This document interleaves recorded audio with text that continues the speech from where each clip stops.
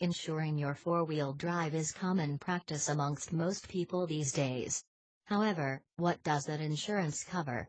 Did you know that any modification or accessory that is fitted to your vehicle needs to be reported to the insurance company? This ranges from engine modifications through to a suspension or body lift, bar work, interior modifications, spotlights, diff lockers, and the list goes on.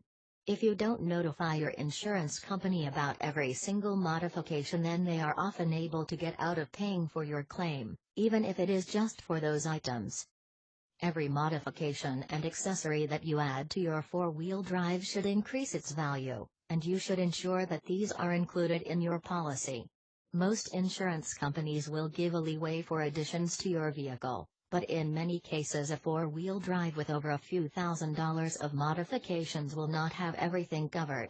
I much prefer to go with agreed value insurance, meaning you can tell them how much you want the vehicle to be insured for. Make sure that you add every modification into that agreed value, so the car is insured for something appropriate. If you don't do this, then you will find that the amount of money paid out in the case of an accident will not replace your car and the modifications that were included. I would highly recommend even putting your agreed value up more than what you think is correct, because in terms of the extra premiums you pay, you are still getting great value. From memory, it was only about $70 a year to increase the agreed value of my four-wheel drive several $1,000s. Have a think about how much depreciation is going to occur on the four-wheel drive that you own. By having a market value insurance policy, you might save a bit on your premium as it drops each year, but is it going to cover enough?